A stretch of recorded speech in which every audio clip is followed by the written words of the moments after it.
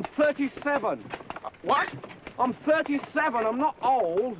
Hello, viewing several. Here we are again.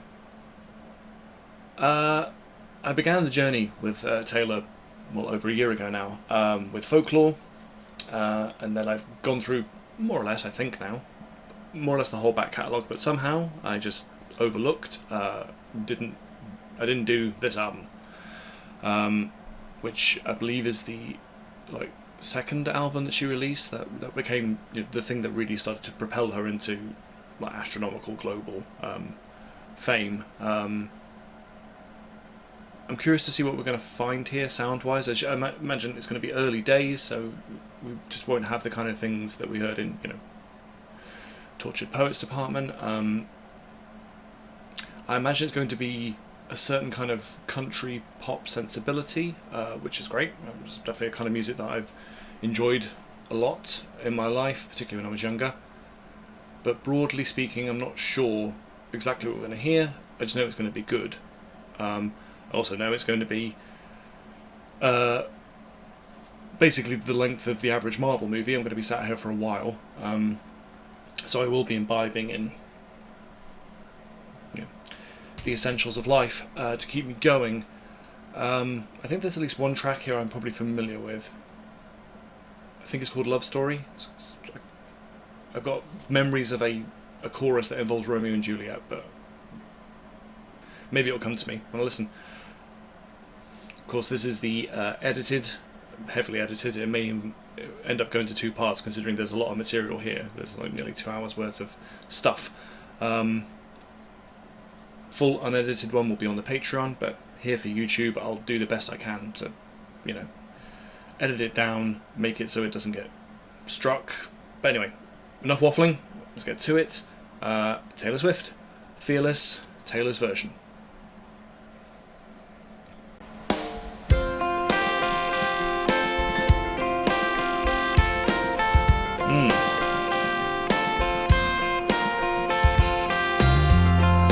Ooh, that's lovely. Guitar and I want to say mandolin and bass.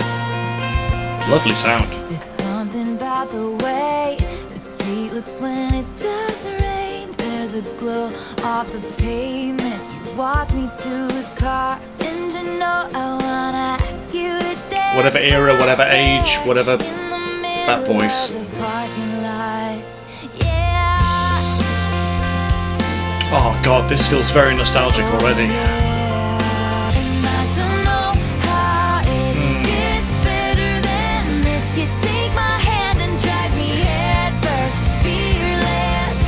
Oh god, this is so... yeah, nostalgia. I can't think of a better word.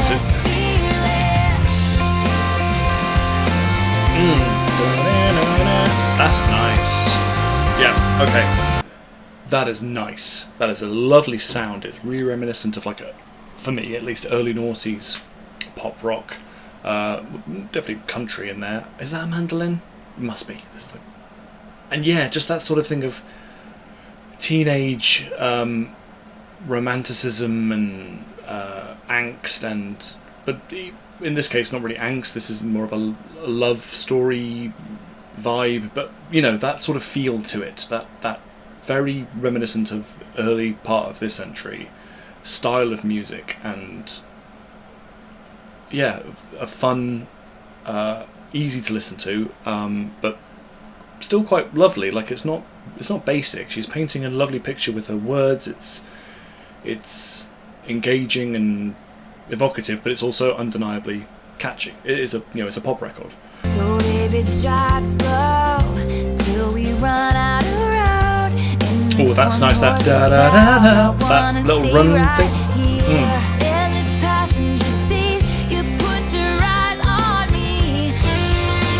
Oh, we've even got a solo.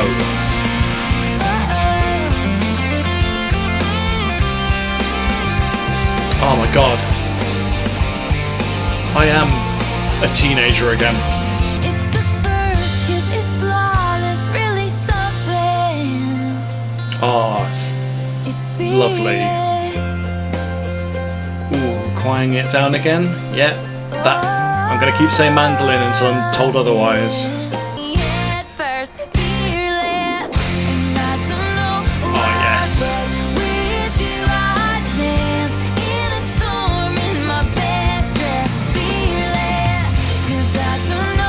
This is going to be a playlist song, genuinely.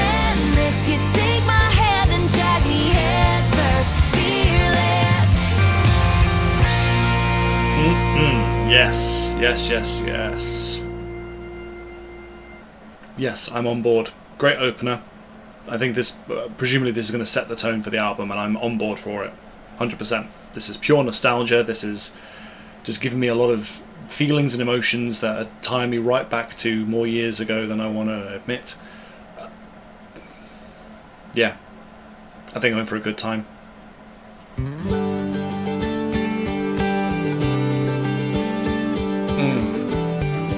Take a deep breath and you walk through the doors. It's the morning of your very first day.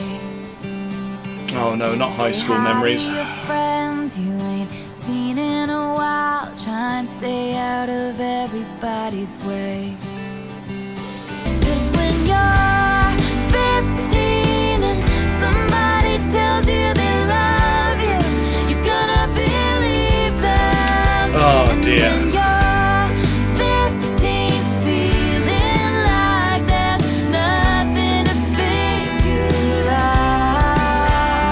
Yep.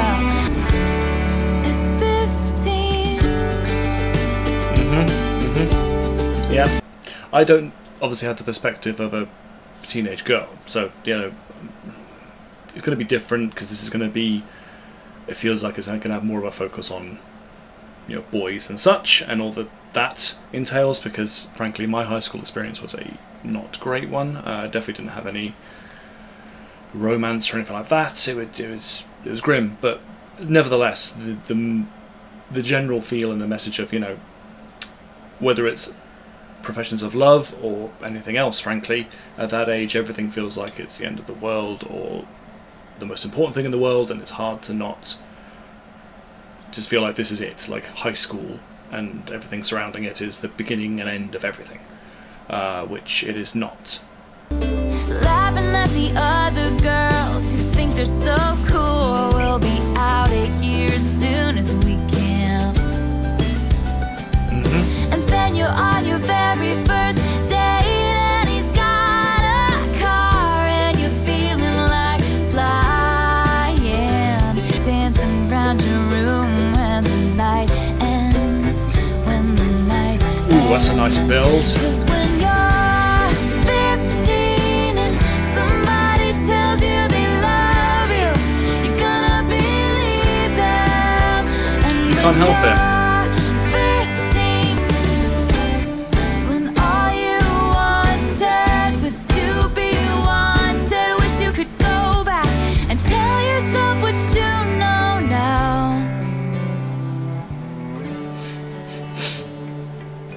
Back then I swore I was gonna marry him someday, but I realized some bigger dreams of mine.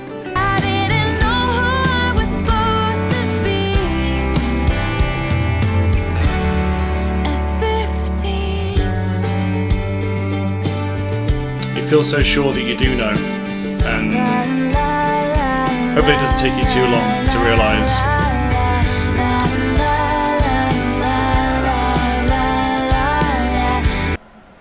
Okay, that was unexpectedly emotional at one point. Again, not from the perspective, obviously, of a teenage girl and their first love or their first experiences of relationships and life expectations. Not that specifically, but when all you wanted was to be wanted, wish you could go back and tell yourself what you know now. Stop it. That caught me off guard a bit because that's a feeling and a thought I've had many times. I would love to go back to my 15-year-old, 14-year-old, that kid, and go, you really need to not think the way you're thinking. You need to not take what people are doing and saying to heart. I feel this album is going to have moments where I'm going to be affected emotionally by just the pure nostalgia, the pure, youthful energy of it. Yeah, that was unexpected.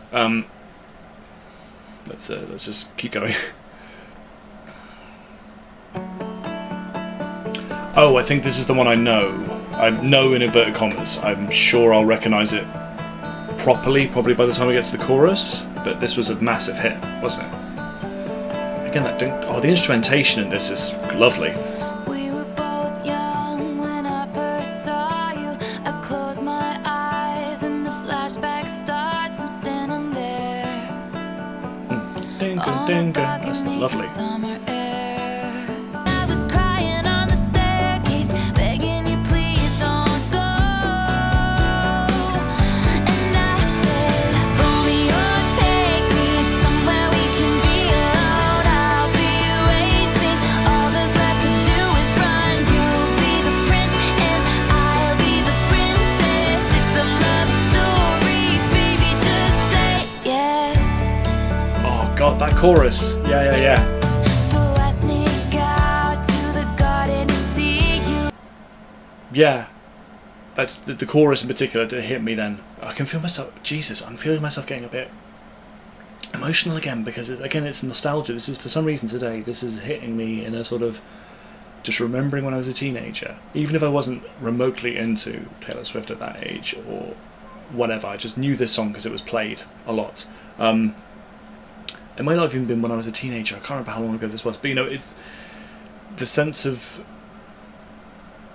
it's more the tone of the song than the song itself. It's more the setting of, again, like teenage romanticism and teenage hope and flights of fancy. Just the youthful aspect of it for some reason is making me feel a bit weird. Not in a bad way, just it's hitting me in an unexpected way. And that chorus is so catchy, and I basically remember the melody and the whatever seconds into it starting. So that's the effectiveness of a great pop song, I guess. Cause you were Romeo, I was a scarlet letter, and my daddy said stay away from Juliet. But you were everything to me. I was begging you. I'm trying to stick to lip syncing, but I might have to break that rule.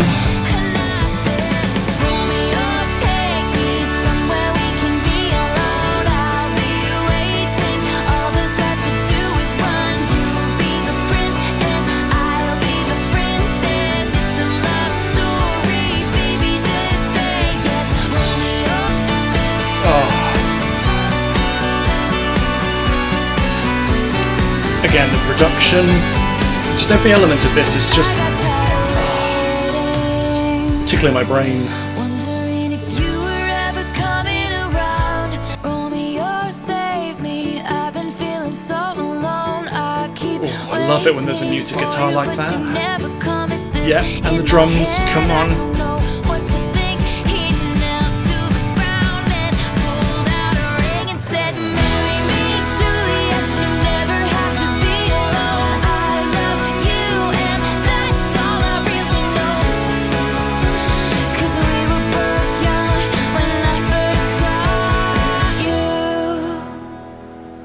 Oof. A near perfect pop song, let's face it. The key change and the ingredients are really familiar, the tropes, the ideas that are being, the choices that are being made. We've heard them many times before in other songs in different ways. It works. It just works. Having that, I'm a real sucker for when you have a final chorus that has a key change, and when you have a muted guitar and then slowly building on the drums and ooh, that's got to go on the playlist as well, I feel now. Yeah.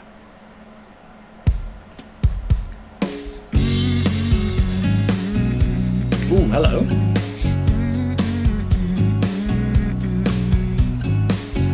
Much like the na-na-nas, are really underutilised in songs now, I think.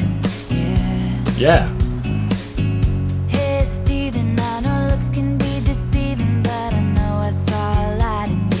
Ooh, I love this kind of. And as we walked, we were talking. I didn't say half the things I wanted to. That rhyming scheme, that sort of poetic phrasing, I love it.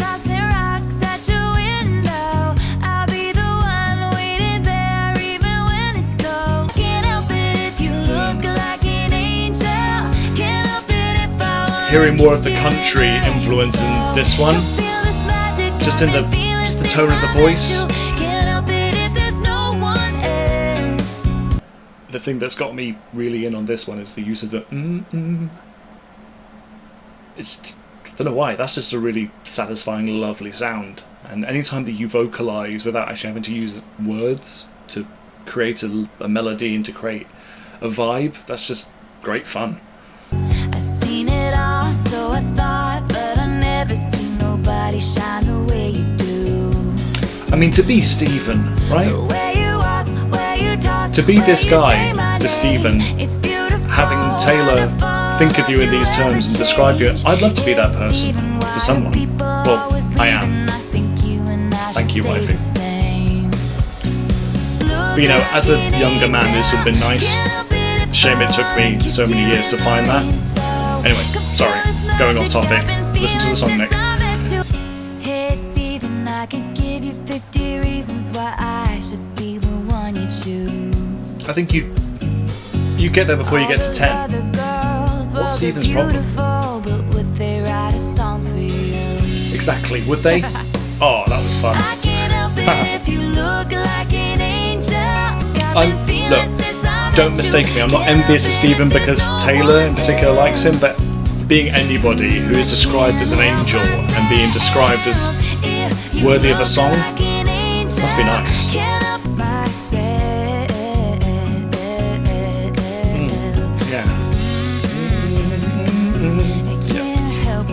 The vibe on this one is lovely.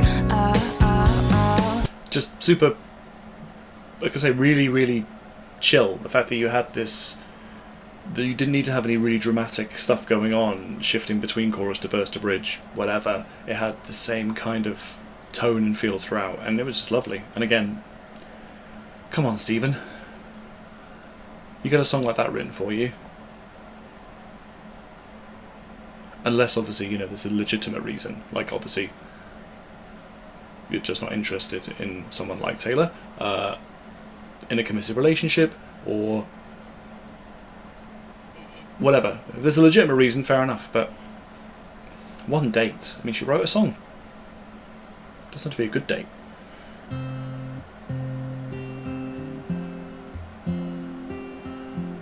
I am a sucker for the acoustic guitar in almost any context. One stupid girl, I should've known, but I'm not a princess, this ain't a fairy tale. I'm not the one you'll sweep off her feet, lead her up the stairwell. This ain't Hollywood, this is a small town. I was a dreamer before you went and let me down. Now it's too late for you and your white horse to come around. It's interesting because total antithesis of love story, like even referencing the princess fairy tale element of it, just the opposite end of it, saying, you know, this isn't a fairy tale, this isn't a fantasy, this is, you know, I may have built that up and painted it in my mind, but you know, you're not coming in on a white horse to, even if you do, actually, that's the point, even if you do try and be that, you've already fucked up and it's not going to work. Maybe I was naive, got lost in your eyes and never really had a chance. Well, my mistake, I didn't know to be in love you had to fight to have the upper hand. That's a good line. I was a dreamer before you went and like a loss of innocence, a loss of naivety, just reality setting in. Your white horse to come around.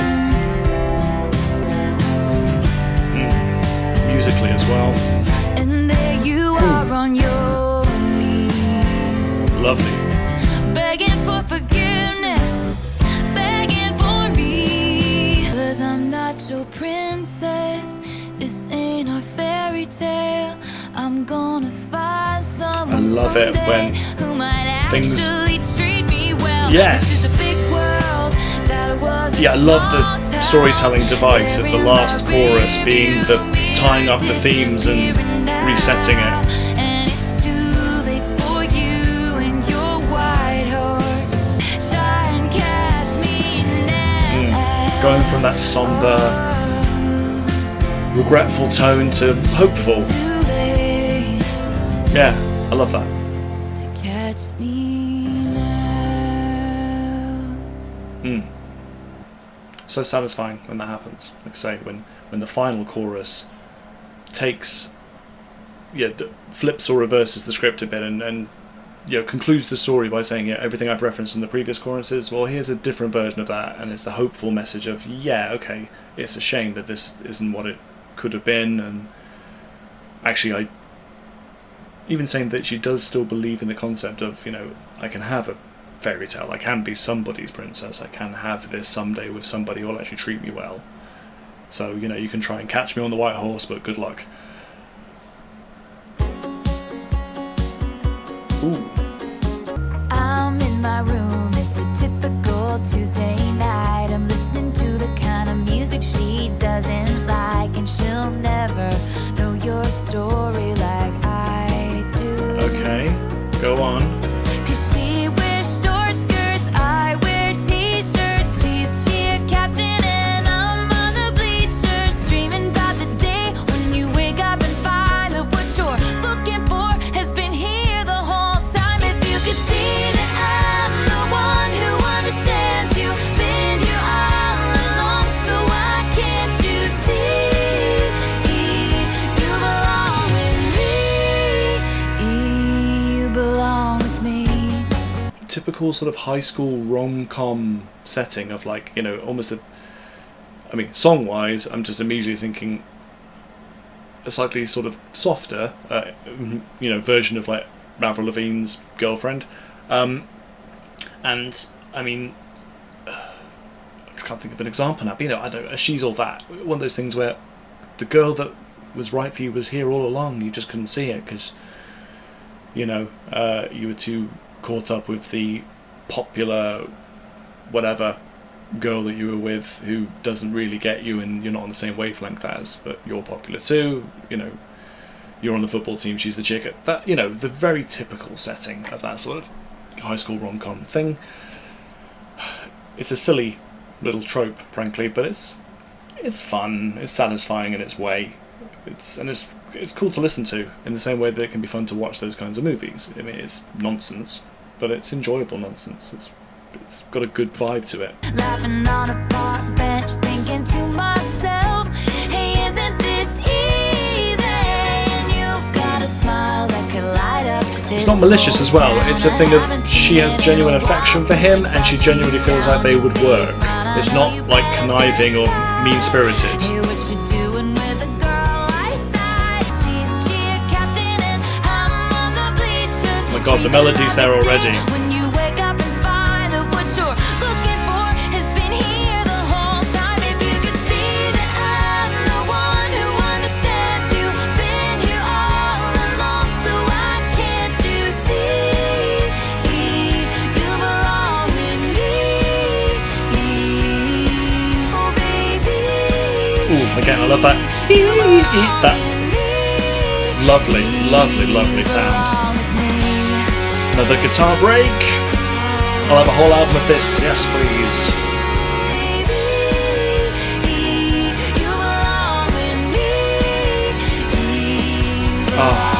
Again, just the youthful naivety, the exuberance of it. It's nonsense, but it's wonderful. It's so sweet and lovely.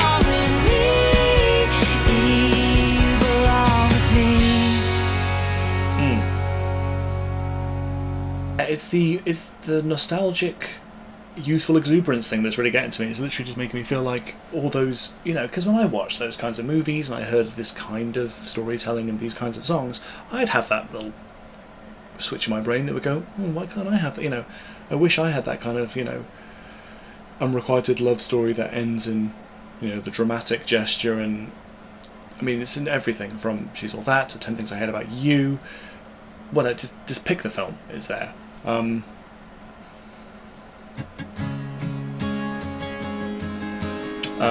not familiar with Colbie, but I'm always fond of a duet. Exile remains probably my favourite track-ish, top 5. See your face in my mind as I drive away. 'Cause none of us thought it was gonna end that way. Oh, the mms are back.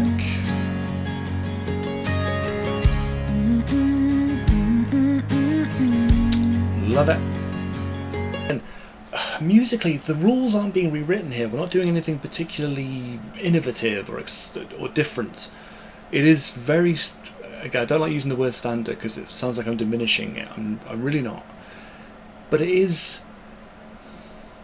It's just really effective because even though you're using a very simple beat and you've got musically, you know, you've got your guitar, your mandolin, whatever else going on there, the chord progressions, I'm sure if I look them up, aren't exactly complicated, but it doesn't matter because it's still, the melodies are always so catchy, and the storytelling, again, even when it's been really straightforward in what she's saying and what she's communicating, it's still the structure of the verses, and you can feel it as well. I always find with her, at least I get a general feeling that you get where she's coming from and you connect with it. And I can't breathe without you, but I have to breathe. Ooh, that's a lovely melody. Without you, but I have to. Oh. I wasn't expecting that. I love that. Breathe, and then without you, but I have to. What a sad sentiment as well. Every little bump in the road I tried to swerve. No one here to save me. You're the only thing I know, like the back of my head. Oh, this is one of the saddest breakup songs I've ever heard.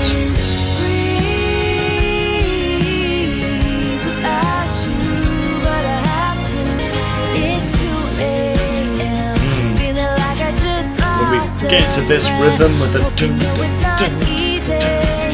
Easy for me. And we know it's never simple, never easy. Never Again, a clean break, no one here to I can see all these little breaks and things coming sometimes, but it doesn't matter because it's beautiful. Build it, yes.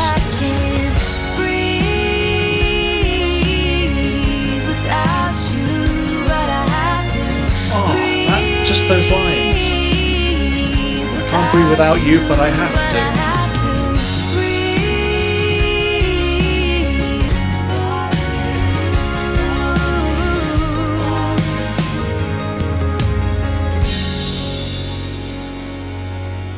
Oof, yeah. Never mind all of the feelings and regrets, everything that's expressed in the verses and in the bridge, just the chorus alone. I can't breathe without you, but I have to. Just that sentiment is just tragic, you know? The idea of you really feel like you can't literally survive, but you haven't got a choice.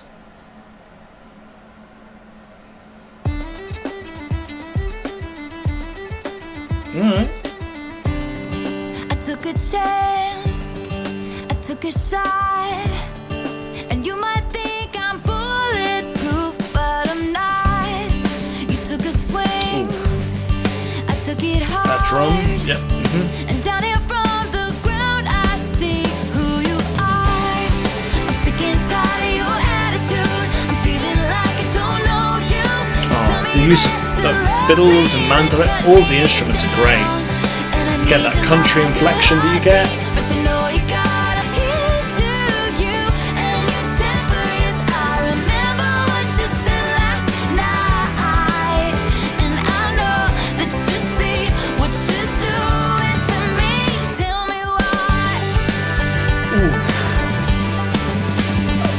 Oh, catchy as hell. I love that. I love when choruses have like a line or a phrase that just sort of, you know, snappy, like a punchline.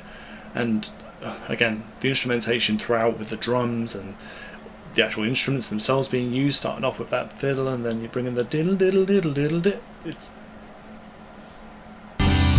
Well, you could write a book on how to ruin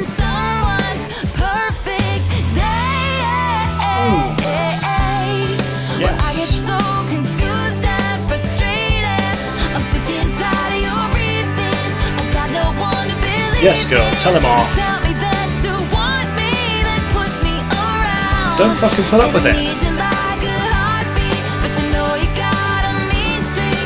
Makes me run for cover when you're around. Why do you have to put down my dreams? So you're the only thing on my mind. Valid question. Sick and tired of your attitude. So you should be. Feeling like I don't know you. You tell me that you want me and cut me down. Oh, God, musically this is so satisfying. It just gets in your head.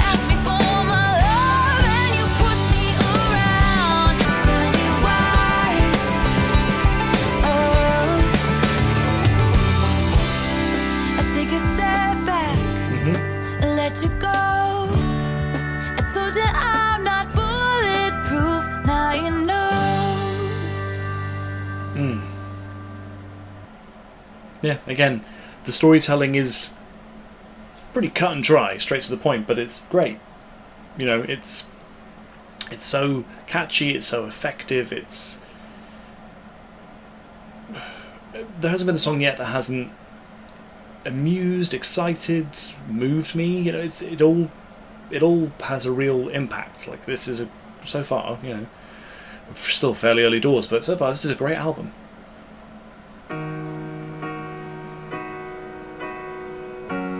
Ooh. Piano and strings. F off. All this time I was wasting hoping you would come around. I've been giving out chances every time. I know you do is let me down. And you're thinking we'll be fine again, but not this time around. Oh, God, You her vocals. don't have to come anymore.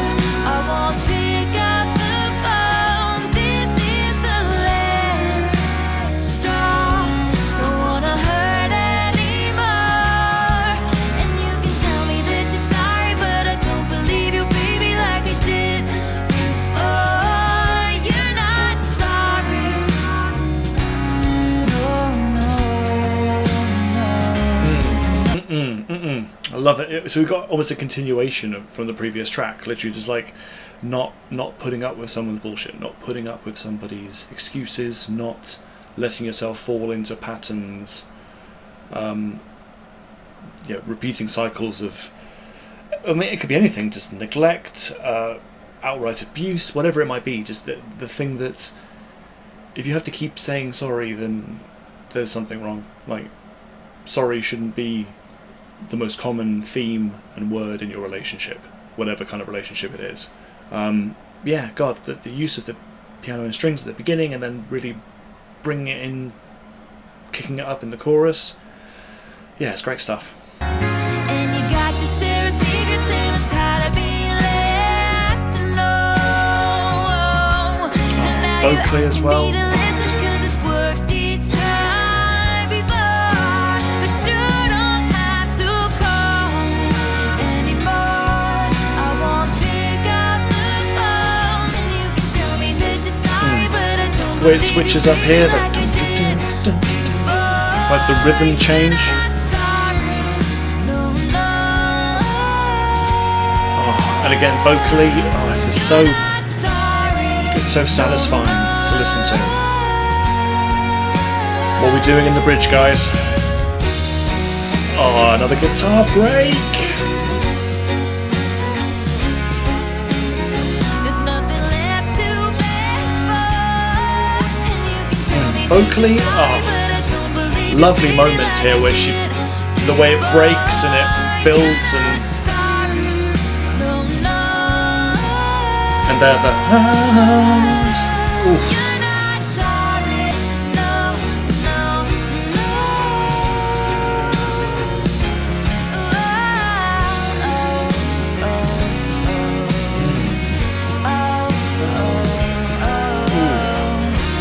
Between no's and o's, just lovely vocalization with that guitar. Oh,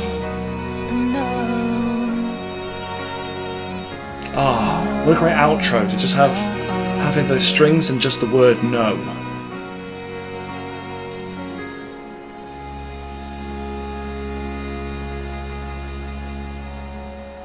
Yeah, wow. Yeah, love that outro. Love just the refrain of the word no, with all the lovely moments where the strings come in, those drums and the guitar, just very much in keeping with the theme of the song. Literally, no.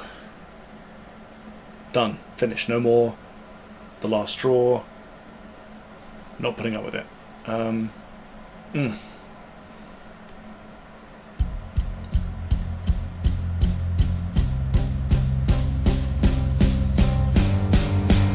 yeah, go on.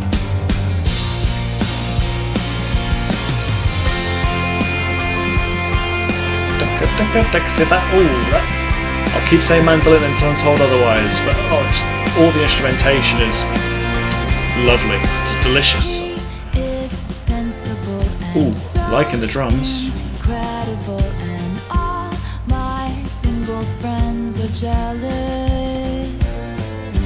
He says everything I need to hear, and it's like I couldn't ask for anything better. But He opens up my door and I get into his car, and he says, "You look beautiful tonight," and I feel perfectly fine, but I miss screaming and fighting and kissing in the rain, and it's 2 a.m. and I'm cursing your name. 2 a.m. again. So in love that you act insane, and that's the way I loved you.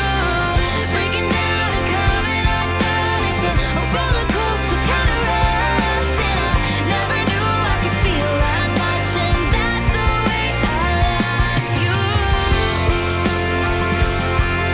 Going back to the point I think I made earlier, the general tone of this kind of this piece of like teenage rom-coms and stuff, just romanticizing toxicity, essentially. Like, I'm sure that this guy she's describing, the pulling my hair out and going crazy over you and da, da, da, I'm sure it feels very real and very. You can get why it's being romanticized, because it's so intense and it has so many elements to it that just make the excitement, the drama, the sadness, the ache of it. Meanwhile, she's telling the story of a current guy who's respectful and sweet and blah blah blah. And again, it's that trope of like, nice guys are great, but the bad boy is the one who just is more exciting, is more enticing, it stays with you in a way that the quote-unquote nice guy doesn't. Which again just speaks to that sort of teenage drama, the naivety, the not appreciating elements which are needed for an actual real relationship to work, actual grown-up relationships where you can have stable, nice people in your life who you can still have arguments with, and you can still have massive fallings out with, and you can have friction and drama, but not to the extent where you're literally fighting and there's, the toxic, just silly waste of energy kind of relationship that gets, like I say, gets romanticized and gets elevated in fiction usually, but no doubt in real life too. He's close to my mother, talks business with my father, he's charming. Relationships with parents always make me feel a bit weird. It's like, you're not in a relationship with them. Yeah, but, the fighting, the kissing. Yeah.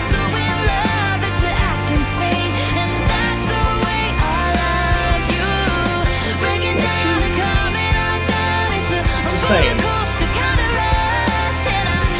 categorizing it as loving someone is maybe it's a version of love. Still a very catchy and great song, don't get me wrong, and we've got our guitar again.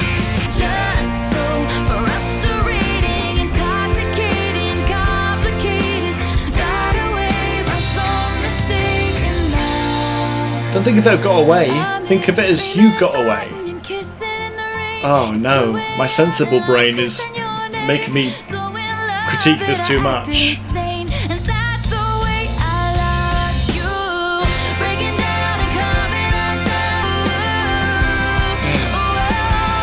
It is a great tune though. Whatever the conflicting message is.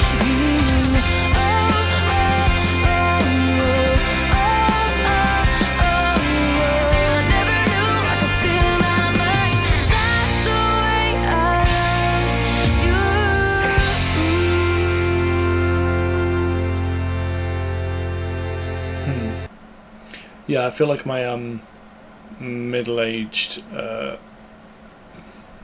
whatever.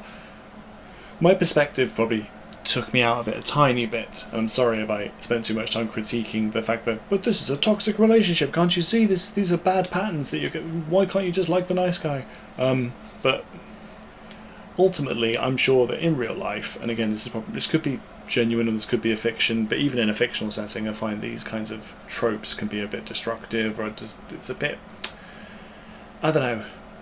I know that in TV and movies and blah blah blah, yeah, absolutely, gosh, oh, the excitement, the this, that, but just in reality, real people who have these kinds of relationships, they're not happy. They're just not. They're excited, I'm sure. It keeps things... It never gets boring, but it never gets comfortable and easy either. And shit, if that's what you want, I guess, then fine. Who am I to judge? But yeah, that element took me out a bit, a tiny bit, but I still think it's a great tune. I mean, again, the teenage angst, the youthful naivety that's sort of flowing through this album is infectious, and it is exciting and fun, and it's a good listen. But just, yeah, I'm sorry, my sort of dad brain kicked in there a little bit. Once upon a time, I believe it was a Tuesday when I caught your eye, and we caught on to something. I hold on to the night. You looked me in the eye and told me you loved me. Were you just kidding? 'Cause it seems to me this thing is breaking down. We almost never speak. I don't feel welcome anymore. Baby, what happened? Please tell me. 'Cause 1 second it was perfect. Now you're halfway out the door. And I stare at the phone. He still hasn't called. And then you feel so low. You can't feel nothing at all. And you flash back to when he said forever and always. This is the other side of it then, see? The whole...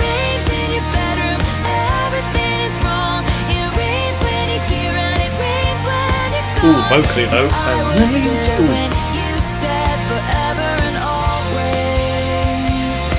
It's just funny the way it sort of veers from romanticising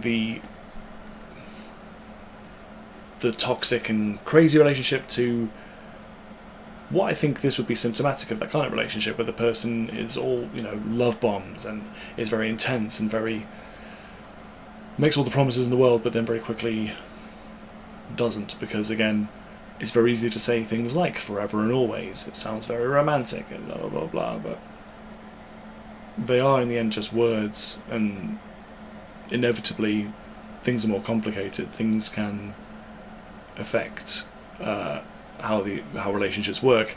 So again, sorry I keep coming back to it, but it just feels like it is written by somebody who is in that period of late teens, early 20s, where everything is very fresh, everything's very new, it's all very overwrought, exciting, melodramatic, big, just life experience and just reality of not just relationships, but just generally, just living, experiencing things, growing hasn't happened yet, so it's all very... Yeah, it has that kind of tone, which, again, to my middle-aged mindset, just feels like, oh, calm down. There's a bit of me that every now and then I'm getting moments in these songs where I think, oh, shush, it's not that big a deal, calm down. But at the same time, I am still in it. I'm still enjoying it. I'm still caught up in the drama. I'm still caught up in the stories that are being told. And it rains in your bedroom. Everything is wrong. even if storytelling-wise it's nothing new, vocally when she has those lovely inflections when it goes rains. Ooh, nice little bridge too with the da da da da ba ba. Oh, another guitar break? Of course.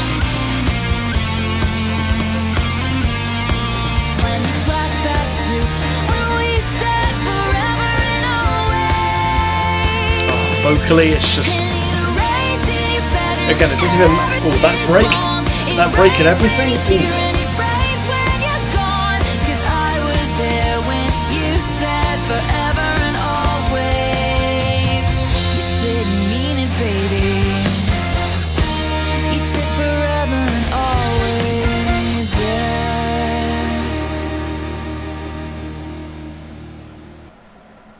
To be fair to the guy, he probably did mean it at the time. But forever and always is, you know, it's a promise, a dramatic one. Again, ripe for the teen rom-com setting, but it's not something that anybody can keep to, frankly, as much as you may want to. So. Still, it's still sad, obviously, when that does happen, because I've no doubt that there are people who had the best of relationships that went on for a long time, and then that sense of, well, this is just it now, and then it ends, or it feels like it wasn't real. But during the time, I feel like it was. Or maybe it was. The point is, this is all very dramatic, and I'm sorry that all of a sudden I'm starting to get into this sort of middle-aged dad mode of being like, oh, well, people just stop being so over the top and blah, like acting like everything's a big melodrama thing, like we're in the middle of a Jane Austen novel all of a sudden, or again a teen rom-com. But I'm not going to let that detract from the fact that it's still really fun, enjoyable music, and it probably does express a genuine sentiment that whatever age you are actually probably is real and people do feel. So I don't mean to be dismissive when I say stuff like that. It's just a vibe I'm getting at this point.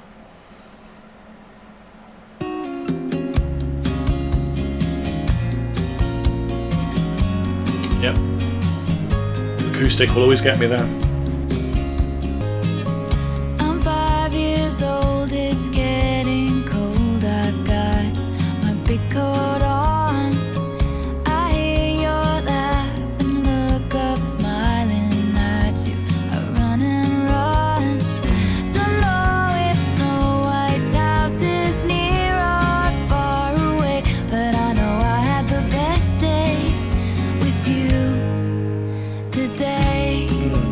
Again, musically we're not doing anything particularly innovative, but it doesn't matter because it's so sweet and it's so tender, and this is a kind of story or a kind of song that the first one we've had I think so far on the album where it's not about, you know, relationships, or it's not about,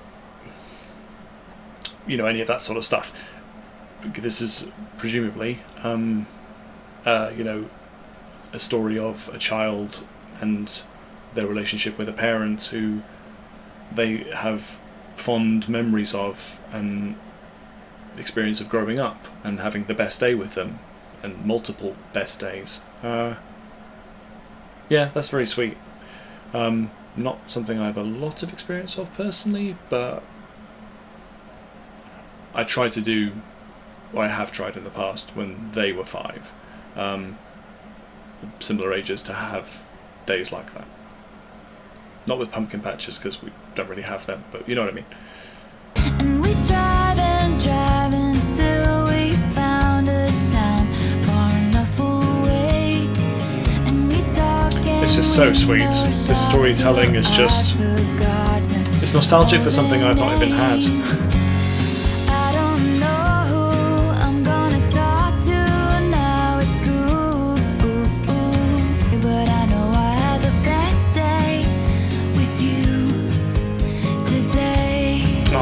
So sweet.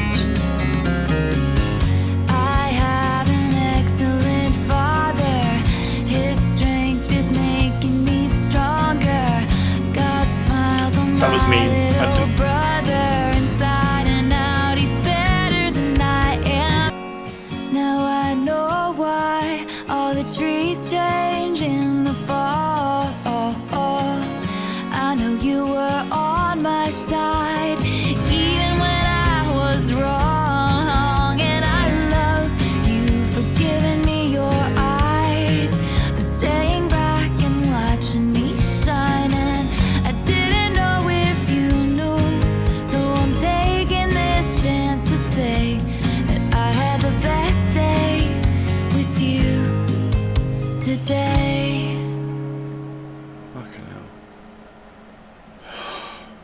That was so, yeah, that was so sweet.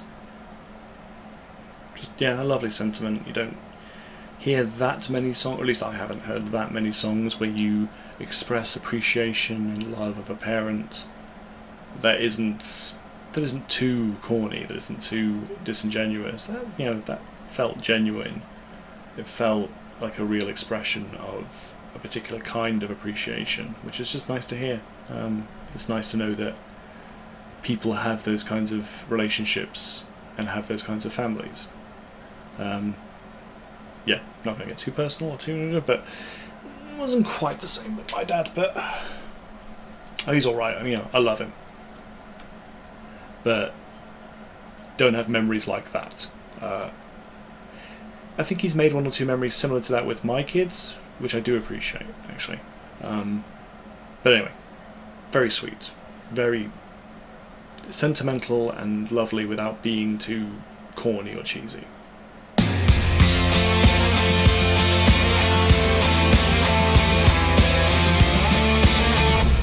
It's a sad picture, the final blow hits you. Somebody else gets what you wanted to get. No, it's all the same, another time and place, repeating history, and you're getting sick of it. The time will come for us to finally win, and we'll sing hallelujah, we'll sing hallelujah.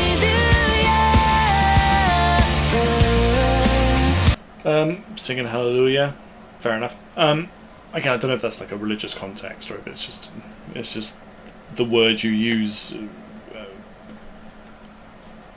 as a form of celebration or exaltation. I think it, strictly speaking, is like a religious context, but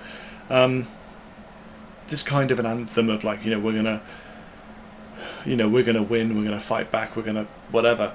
I'm wondering what context this is in beyond the potential context of like the rest of the album. That thing of being a kid in a small town whose possibilities and life chances deliberately and also just coincidentally, but mostly deliberately, are narrowed down, and you're forced into a certain corner and you're forced into a certain way of being with, like she says, like these walls that put up around you, and saying that things can and hopefully will change, and will get out of this situation, and will overcome adversity. I think that's probably what it's getting at. Getting stronger now, find things they never found. They might be bigger, but we're faster and never scared. The production is, again, the nostalgic element of it, the tone of the guitar and the way these breaks come in. Tonight we'll stand and get off our knees, fight the way we've worked for all these years.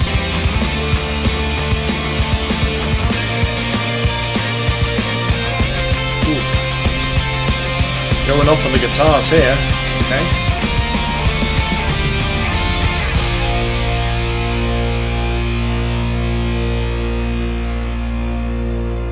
Tambourine at the end, nice. And a fun drum roll to finish, okay. Yeah, sorry, but that's probably the first track that's kind of left me a bit cold, actually, because it's, it has all the ingredients of being anthemic and being like uplifting, but it didn't quite do it for me. I don't know why. I didn't feel it. What is the actual thing that's being overcome? What's this change that she's talking about? Genuinely, please let me know, like in the comments, like if this song, because I'm not going to do like a genius lookup or anything. I'm taking these songs as they come to me. But yeah, if it was about something in particular or had a real theme to it besides what I speculated about early on. Again, perfectly decent, nothing really wrong with it. It just that one didn't really hit me in the same way.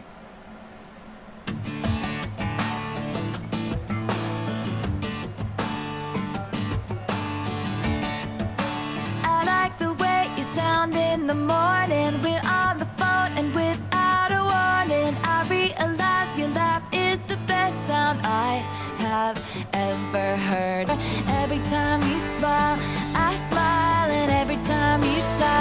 shine for you. Whoa, I'm feeling you, baby. Don't be afraid to jump, then fall, jump, then fall into me.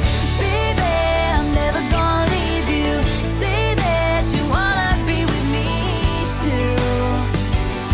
'Cause I'ma stay through it all, so jump, then fall. Production's interesting, and the way the tone of the guitar and everything, the sort of feel to it. Again, not fairly familiar ground in terms of, you know, the kind of love story elements and everything, but nice. I like the metaphor and the feeling of taking a leap, you know, the jump and then falling in love. That's nice. But again, this is the thing I was kind of afraid of, almost because of just the sheer number of tracks and the general tone that it was going to get.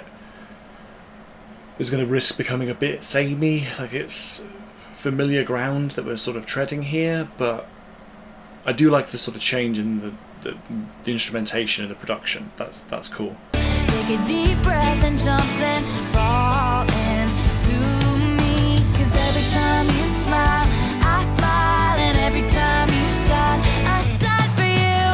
Whoa, I'm feeling you, baby. See, it's like, it's familiar and it's nice, but it's not much more than that.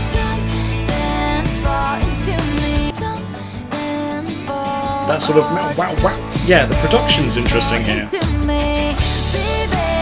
but chord progression wise and melody wise, it's fairly familiar, you know.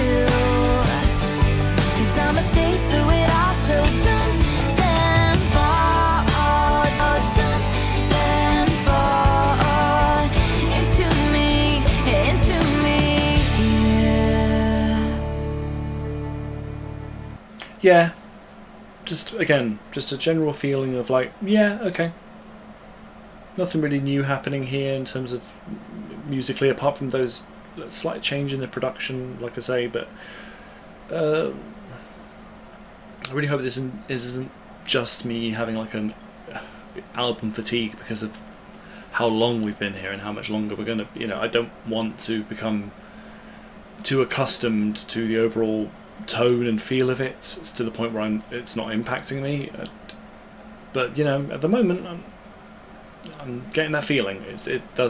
That one didn't, similar to the previous track, it didn't really hit me in the same way.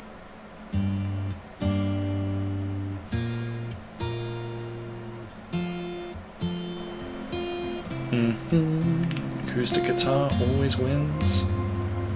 Untouchable like a distant diamond sky.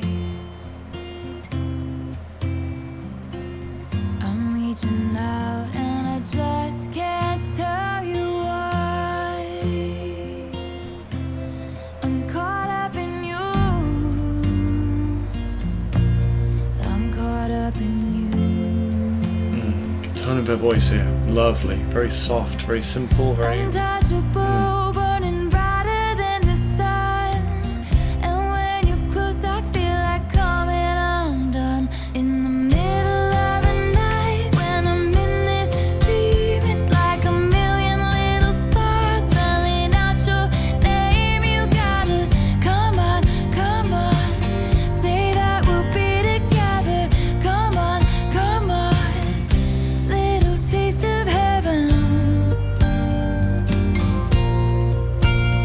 I do like it when things become this sort of soft and lilting and have that little the acoustic guitar and it not too heavy on the production. Like, you know, you've got the little moments where the bass and the drums punctuate things, but it's very soft and it's very lullaby-esque, and it's you know, its feel and its rhythm. It's very sweet. I know you're saying that you'd be here anyway. Again, the tone of her voice is so lovely. Burning brighter than the sun. And now that you're close, I feel like coming undone. Come on, say that we'll be together. Come on, little taste of heaven.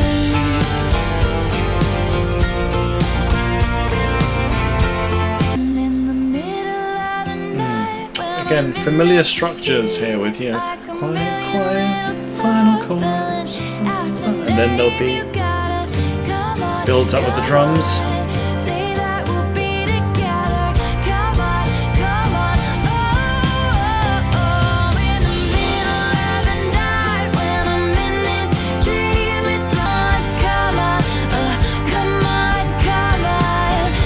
Come on already.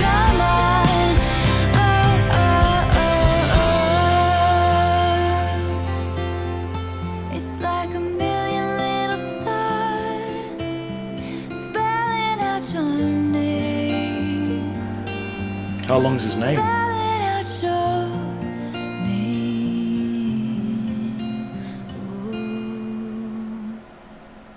Okay, I mean, again, very familiar sort of vibe and feel to it, but lovely. I loved how soft it started. Then you got a fairly familiar and sort of predictable build-up there, and repetition of the chorus. For me, the repetition of the chorus probably went on a tiny bit too long. We could have trimmed it a tiny bit, but make it a 4-minute rather than a 5-minute. But still, her vocals definitely made that a much more interesting and enjoyable listen than it otherwise might have. Just the way that she would really build and really open up at times. Again, because it's Taylor, just her voice is always great to listen to, but in that setting in particular, it was really nice.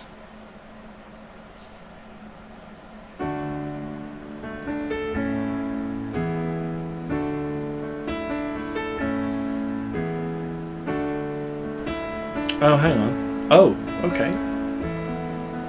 Same again, but a piano version, okay. Once upon a time, I believe it was a Tuesday when I caught your eye.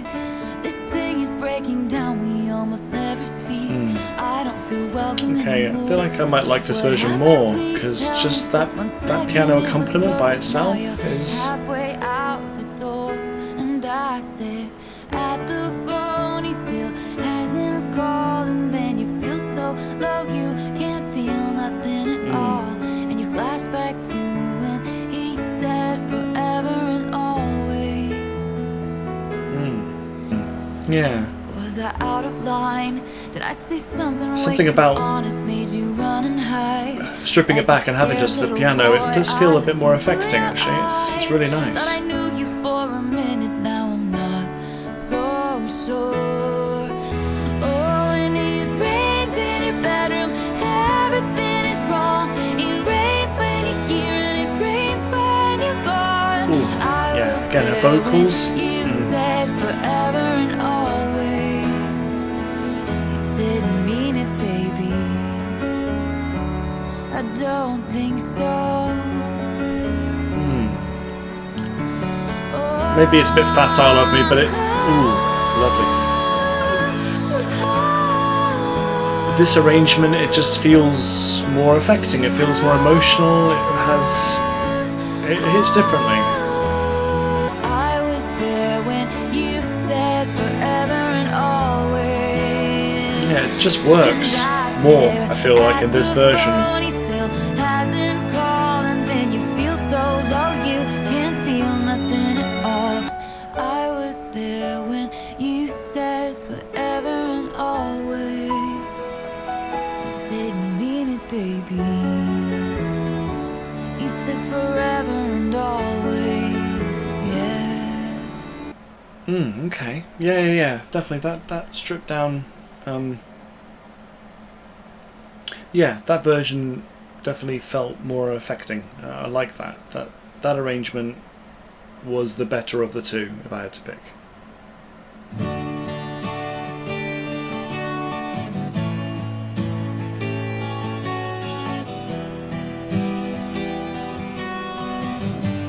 I'm a sucker for the acoustic. It always gets me into... I could go back to where we left, but I don't wanna go there anymore. Talk to the wind, talk to the sky, talk to the man with the reasons why. Let me know what you find. I'll leave my window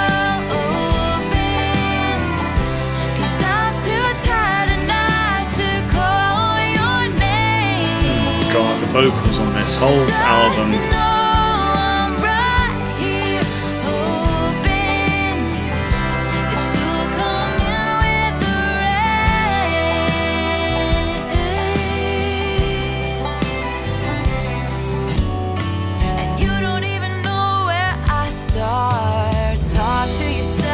Talk to the tears, talk to the man who put you here.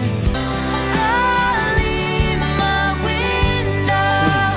It's really interesting the way it leads into the chorus as well. Because there's no like sort of break or build, it just sort of eases in.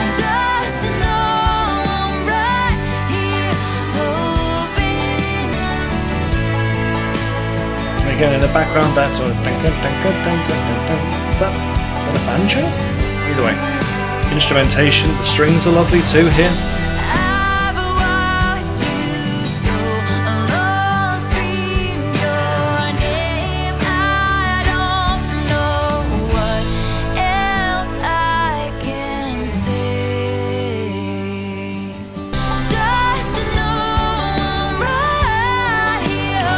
Again, the vocals when they break and when she really goes for it.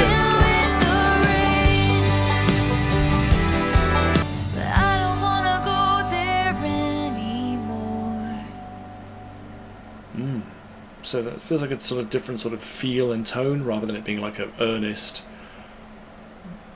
active pursuit or even longing for that sort of dramatic, crazy, toxic thing that we had. Previously. This is much more just, I've basically given up, but at the same time I'm hopeful that you'll come back to me without me even having to try or me having to, you know, put myself out there. Yeah. This is wrong, but I can't help but feel like there ain't nothing more I'd beg. Misty morning comes again and I can't help but wish I could see your face. I'm no one special, just another wide-eyed girl who's desperately in love with you. Give me a photograph to hang on my superstar. Almost feels ironic given the kind of status that she was going to achieve as her career went on. This sort of tale of you know, infatuation with a incredibly famous and whatever, in this case presumably a musical artist, is one of those things where you go, I can't help but again go into that mindset of really, I mean, yeah, I get it. Obviously, particularly from a younger person's perspective, hopefully it's something that most people grow out of. But, you know, feeling that kind of love, if you want to call it that, for a total stranger who's just happens to be very famous and puts out art or stuff that you really enjoy or get something out of. It's maybe it's just a sign of the times, or again just how long I've been alive, that I just feel like that kind of stuff is just silly. I've never actually had that for anyone. Even artists that I'm genuinely obsessed with and genuinely love utterly, like I adore their work as a minimum, because I don't know them, that's the point. I love what they do, I love what they put out. I can even love what I think I know about them based on, you know, interviews or what little we know about them as people. But basically this kind of thing, I don't think it's just typical of like young girls and young women, but anybody can have these kinds of feelings and this kind of thing. But again, as is the general feel of the album, I think it comes from a place of just youth and naivety and not quite having enough experience to know that this is just, it's understandable, but it's also kind of silly. When my world wakes up today, you'll be in another town. Touring, what can you do? And I knew when I saw your face I'd be counting down the ways to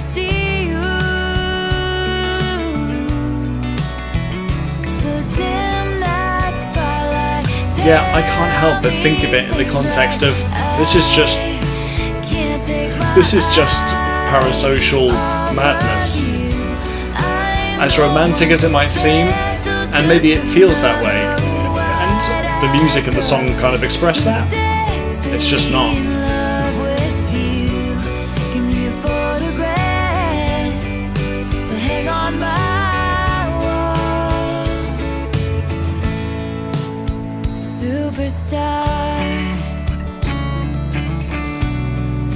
And again, I can't help but get a sense of sort of irony, let's call it. A sense that it's just weird to feel, considering the kind of stuff she's got to put up with when she becomes who she really becomes later in her career. This is how some people are with her. Like, to really creepy and weird and literally mental out there degrees. So just funny to have this kind of a track on here, as if she was the person that has these feelings for someone else, and maybe she did at some point in her life. Maybe everyone does, to a degree.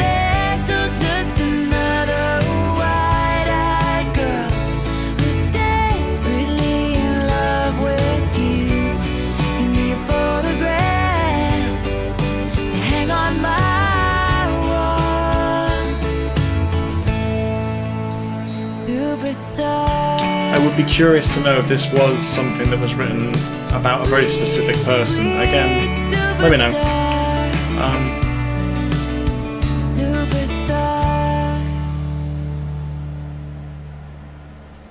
Yeah, as far as, you know, love songs go, that was definitely the least romantic one. The least one that I felt like I could get on board for. Because it's just a mindset I don't have.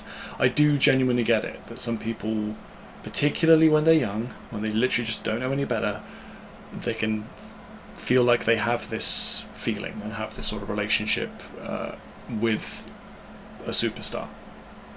Oh, pause. Call for my mother. Hey, Mamu. I'm just literally in the middle of something, like I'm recording a thingy bob, but at the same time I don't want to miss a chance to chat to you. So yeah, okay, I think within the next hour, hopefully, I'll just stop what I'm doing so I can take a minute to actually have a proper chat with you. Sorry, I'm just mindful of I will. No, I 100% will. Okay, Mum. Alright, love you, bye. Right, gonna finish this up, because I need to give my mum a call back. Yeah.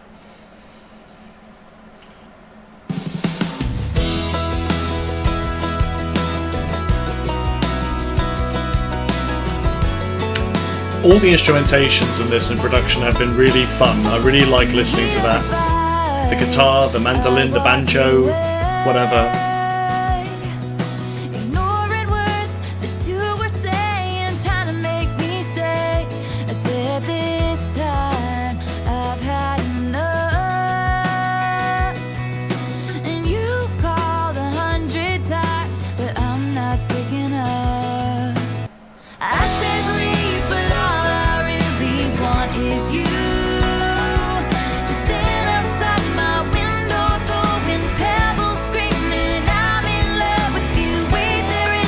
Pebble throwing is a theme I've noticed.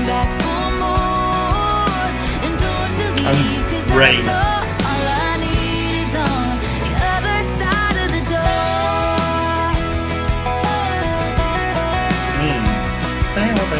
That's lovely tone. Again, such familiar themes at this point, but I love the instrumentation on this as well. And we're back in this sort of setting of, you know, being all a tumultuous relationship where you're like, God, I'm sick to death of you, really, but at the same time I want you to be dramatic and be, you know, forlorn and, like, you know, standing outside my window making a gesture of love and how much you need me. It's just, it feels so, it's so teenage rom-com fantasy, but it is still fun to listen to, even if this, my cynical older brain is definitely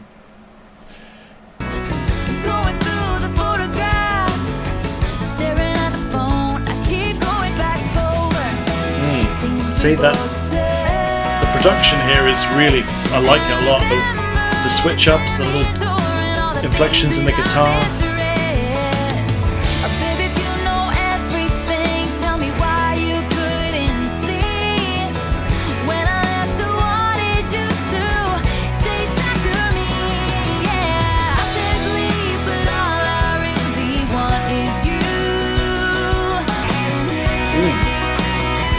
I like the tone of the guitar here, the little break, nice.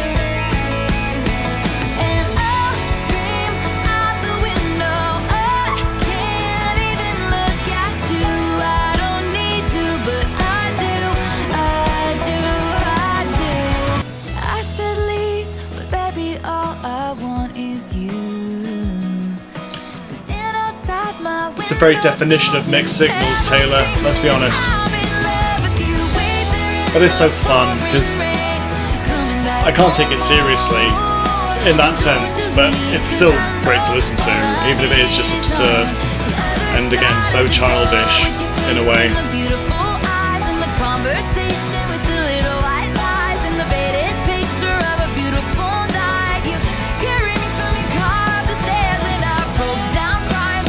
This mess after everything in that little black dress, after everything I must confess I need you. Yeah, sorry, that one was just, that was fun. That was fun in a, I don't mean to come across as condescending, I really don't, but just that thing of the tone and the themes that keep cropping up of very young, very naive, very inexperienced notions of love and of relationships.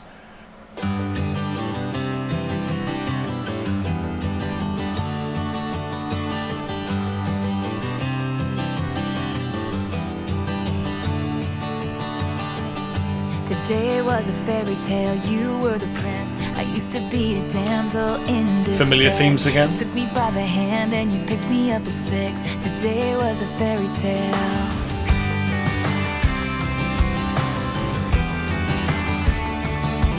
Time slows down whenever you're around.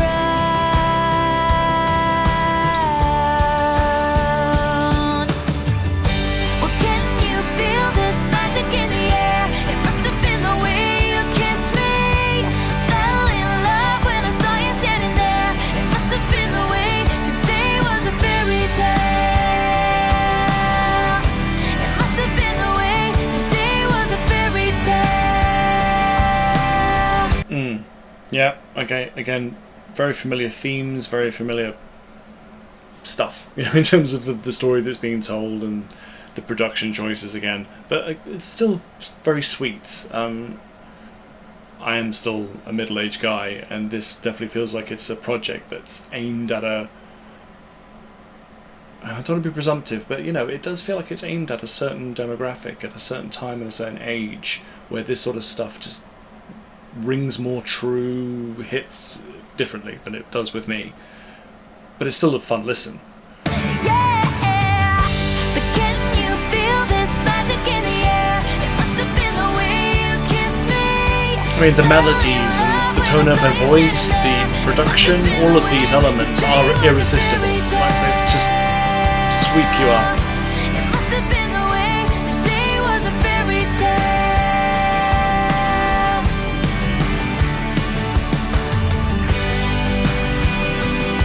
With a little guitar break. I can't put this down. Are we going to build again? Or are we going to quieten down? Which will it be? Can you feel this magic in the air? It must have been the way you kissed me.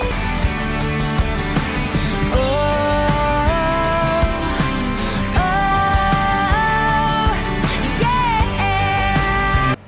Yeah, again, just the themes and the settings and the everything remains pretty consistent, and it doesn't detract from how enjoyable it is to listen to. Yeah, no, still very enjoyable. We must be close to getting into the vault, so it'll be fascinating to see what those sound like. Oh, we're in the vault now. I'm not familiar with Maren Morris. What a surprise. I always say that with most of the featured artists, it feels like, in most of the albums. Once the last drop of rain has dried off the pavement, shouldn't I find a stain? But I never do. But like the dollar in your pocket, it's been spent and traded in. You can't change where it's been. Reminds me of me. Okay. I lived and I learned. Had you got burned, held out and held on, God knows, too long and wasted time, lost tears, swore that I'd get out of here, but no amount of freedom gets you clean. I've still got you all over me. This is interesting. If it just lyrically and tonally, this it's familiar. Like that sort of regret about a failed relationship, I guess, and also these sort of pictures that she's painting about images from like various places within a small town. There's a real love poetry in the language, I feel like, in those verses, and yeah, the imagery of when you get into the chorus as well, saying, wasting time, the lost tears, and getting out of here, getting out of this place, and that freedom of getting away from this setting and getting away from the memories and just the life that you had. It doesn't wash away this person that had this impact on me. Yeah, just tonally, this feels like it's not a shift. Because again, these are themes that have come up before, but just something about the production and the kind of poetry we had in the opening verse as well, it just feels a bit different. And I lived and I learned, had you got burned, held out and held on, God knows, too long and wasted. Yeah, sorry, the harmonising as well. Lovely tone here in the chorus. So I lied and I cried and I watched a part of myself die. 'Cause no amount of freedom gets you clean. I've still got you all over me. There's a real vibe of sadness and it's like regret running through this track that's really affecting.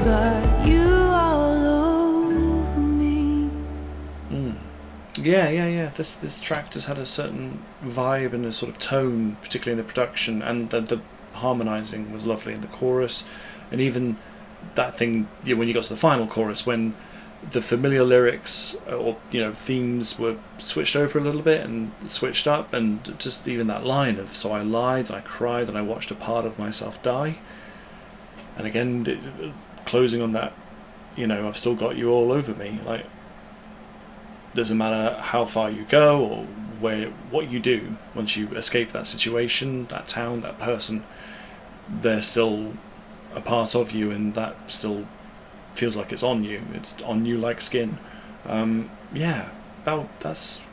nice. I like that. Felt more affecting, I think, than a few of the previous tracks.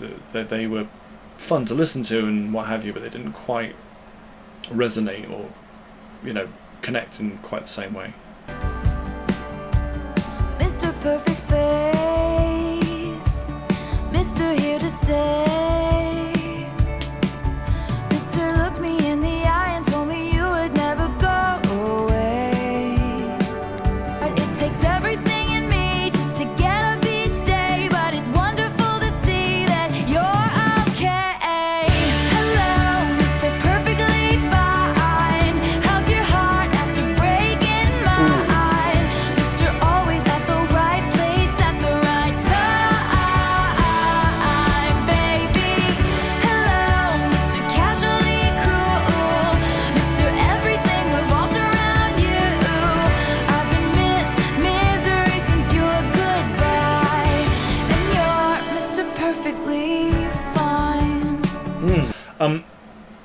ooh, I like this scheme, this idea of Mr. So, Mr. this, Mr. that, Mr. And then Hello, Mr. Perfectly Fine. I like it. I think it's a fun idea, and I like the way it's playing out.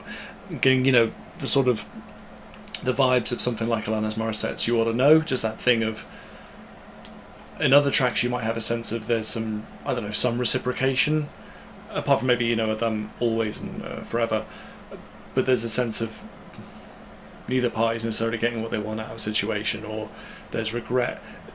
It's expressing regret in a very particular way, where the bitterness and the resentfulness is there, rather than it just being like, I'm so sad that you're gone. In this case, I don't think it's a case, it's not that I miss you, it's not that I feel like I'm missing something, it's more just a sort of snarky, a sort of, bitter, an accusation of, so how are you doing, considering how much you messed up my life and how much you broke and hurt me,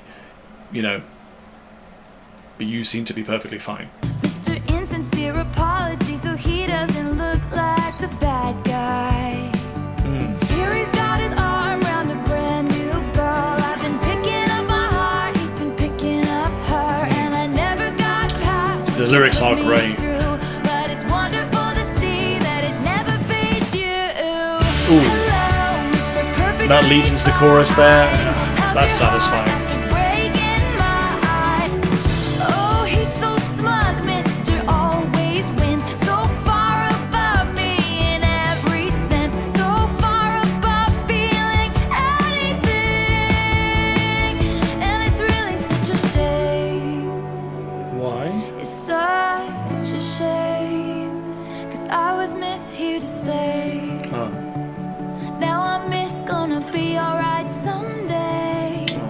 I hope you are. Someday maybe you'll miss me, but by then you'll be Mr. Too Late. Yeah, I love this, Mr. Yeah.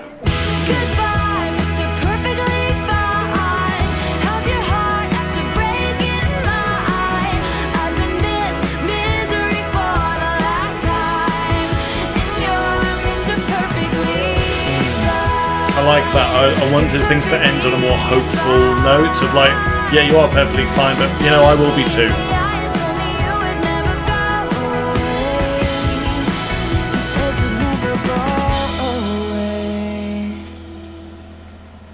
Yeah, I like that a lot. I like the production choices and the feel of it musically, and again those little moments like the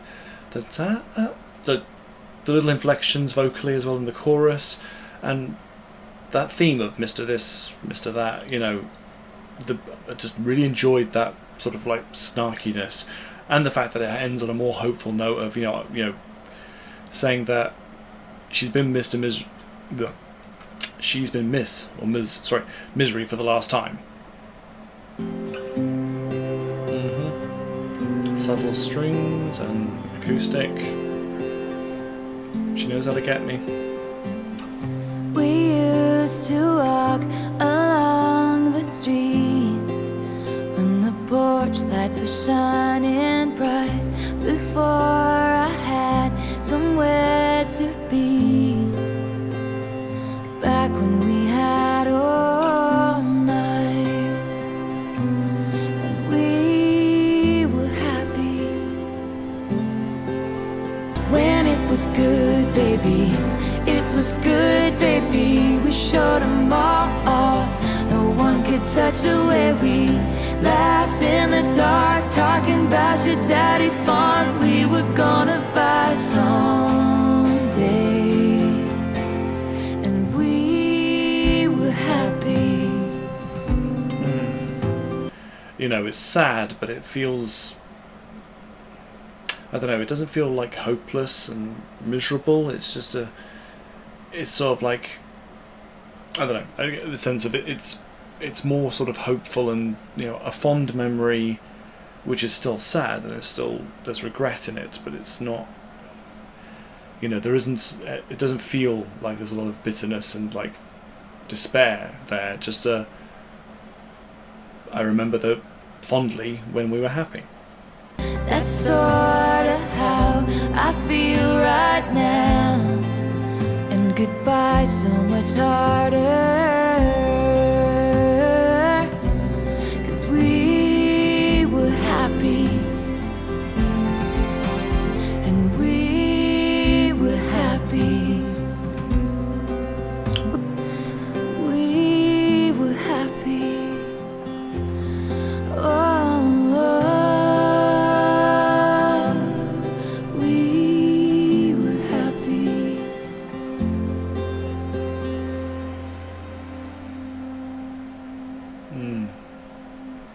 It's still really, really sad, really sweet. But I don't know, just, it's a kind of sadness that doesn't hurt quite the same way. I don't know why that's what I took from it, but it just is. That's just how it felt to me.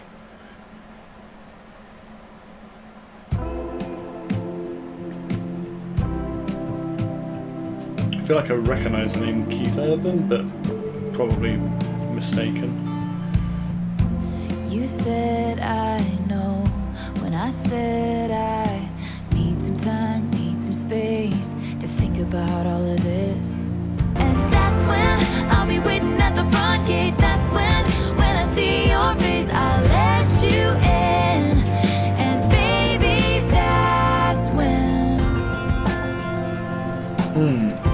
I like the production here. Like the again, the instrumentations are always really fun. I said I know when you said I did you wrong, made mistakes, and put you through all of this. Then through the phone came all your tears, and I said leave those all in our past. And you said, Oh, sorry, I'm about to find out what you said, but I like his voice. That's quite a complimentary voice. I like the sort of the twang to it. That's nice. And again, this theme of, you know, going through troubles and having a break maybe, and taking some time apart, and then basically saying, you know, that's when, you know, saying when can I come back, when can we resolve this, and essentially saying whenever. Essentially it feels like it's saying that's, you know, when I wake up in the morning, when it's sunny or storming, laughing, when I'm crying, it doesn't matter. Like, the door is always open. Like, we're always going to come back to each other, even if there are bumps in the road, even when there's problems, issues of any kind, we still are going to be together in the end. And you said honestly, when you were gone, did you ever think of me? And I said, that's when I woke up in the morning, that's when it was sunny or storming, laughing, when I was crying. And that's when Vocally, this is just love. that's when I saw your face, you let me in. And baby, that's when.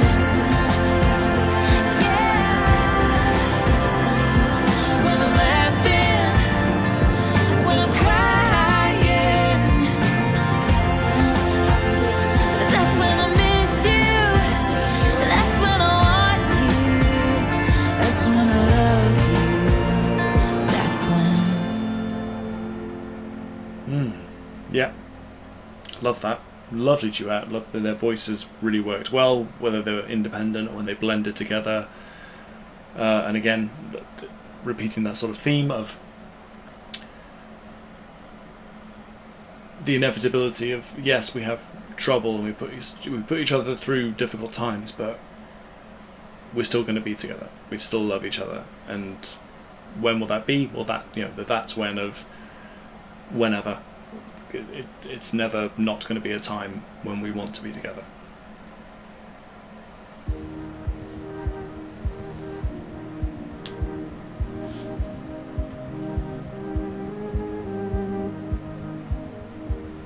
Hey, I knew I'd run into you somewhere. It's been a while, I didn't mean to stare. Don't you smile at me and ask me how I've been. Don't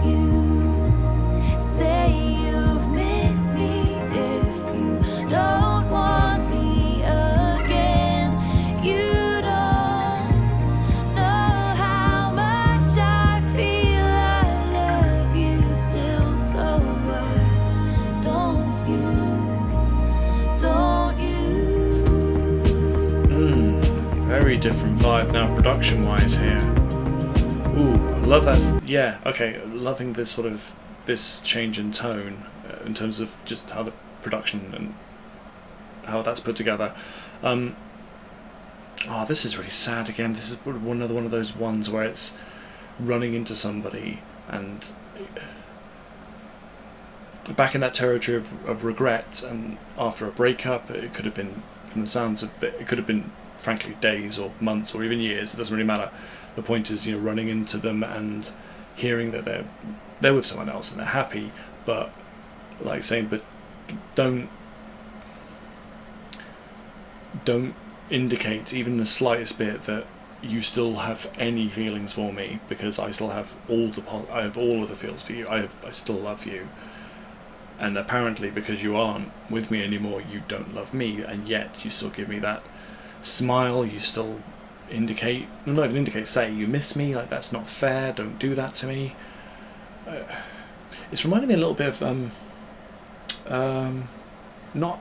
It's not exactly the same, but like with Chapel Roan's song Coffee, that thing of let's not meet up, let's not interact even, because the point is that if we're going to do this, let's do it. Let's be together. If we're not going to be together, let's not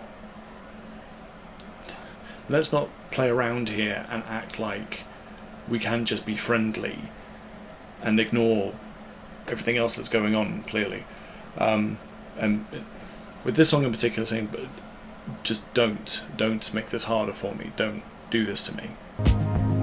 My heart knows what the truth is. I swore I wouldn't do this, but don't you smile at me and ask me how I've been. Don't you? All the little touches, the sort of synthy feel, the little yeah, ooh, that's a nice, really nice.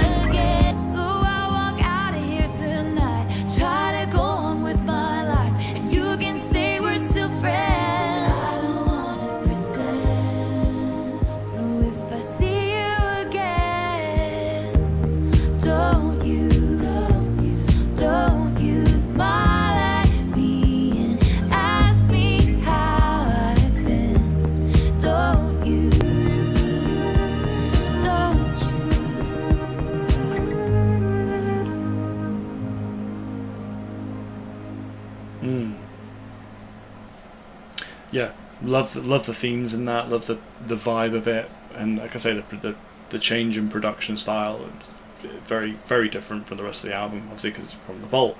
You know what else reminds me of? I don't know if it's a song you necessarily know or be familiar with, but probably my favourite Phil Collins song, the duet. I'm blanking on the woman he does the duet with originally, and in a really good live version of it, but the song Separate Lives, where they, you know, when people meet up after breaking up, and you know, one of my favourite lines in it is in the chorus saying, "You have no right to ask me how I feel, and you have no right to speak to me so kind." Like saying, in this sort of setting, don't give me hope, don't toy with me, whether you mean to or not. It's just better that we just don't interact, because there's too much there. We can't keep pretending that it isn't something, and it's just cruel and unnecessary, so just don't. It wasn't just like a movie. The rain didn't soak through my clothes down to my skin. I'm driving away, and I guess you could say this is the last time I drive this way again. Bye-bye to everything I thought was on my side. Bye-bye, baby.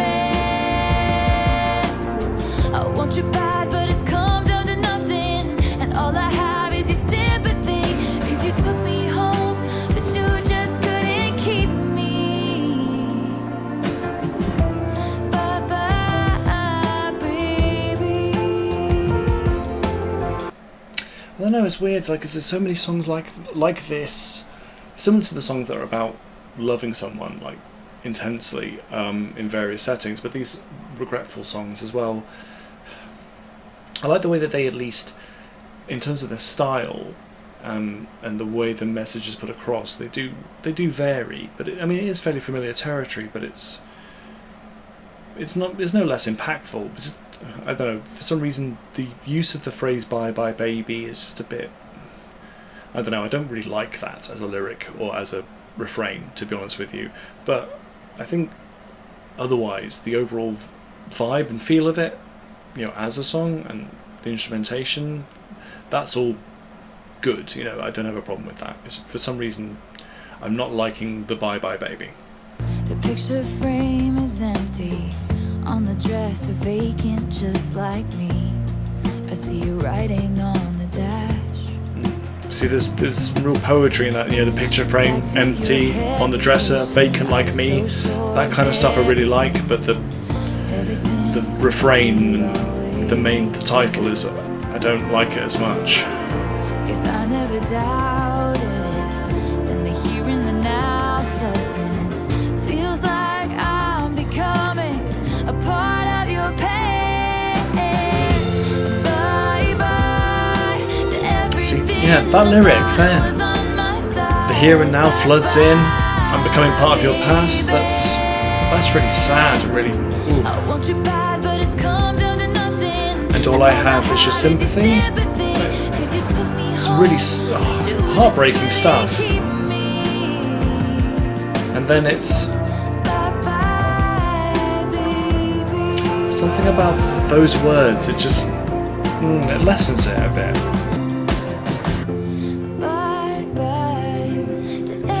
Again, the production change here, like gone are the mandolins and the guitar, the stuff we had earlier, or less so. There's a certain tone to it that just has shifted, which is interesting to listen to. I guess it's from the vault, that's why.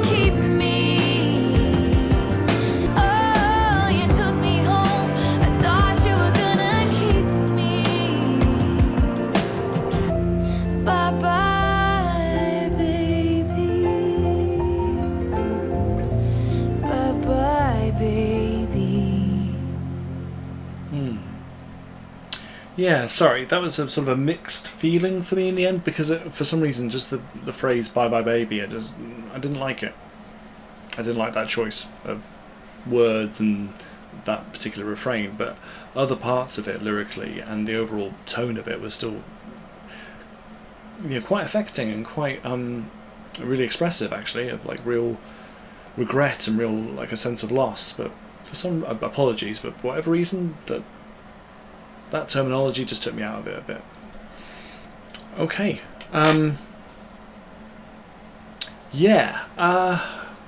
Wow. Okay, this album is really interesting. Really, really interesting. Now, the only thing more interesting, now that I'm paying attention to the camera and whatnot, is how much gloomier it's gotten in here and how much my hair has become really fucked up. Right, I'm going to try and ignore that. Okay, this album is great. I really, really, I started off really, really enjoying the nostalgia and the just sort of that youthful, I can only think of it in terms of like early noughties, or, maybe a bit later, that sort of tone and feel, the production choices, the overall vibe of it. Then there was a bit of a dip. There were certain songs where I just didn't really connect with me, or it became a bit samey, and then once we sort of eased towards the end, and then into the vault, it picked up again for me, and I was reminded of the kind of, both lyrically and production-wise, the kind of things that I really, really came to love from Taylor's work, particularly in what were the later works that I came to when I started to really listen to her. But overall, vocally, musically, it's all great stuff. Whether it's really, really catchy and infectious like pop songs, or it's more somber ballads, or whatever it is, there's always something there that you can really get into and you can be affected by, because she is a great songwriter. She always produces great work. Even if there are moments in this one, I think just because of the sheer volume of it as well, I probably became a little bit just fatigued because there's a lot of songs going on for a long time, and a sense of repetition sometimes with the themes and with the the aesthetic of it, I guess. But that didn't take away from my overall enjoyment of it. I still think it's great. There's definitely tracks on here that will end up on a playlist and I will happily listen to again.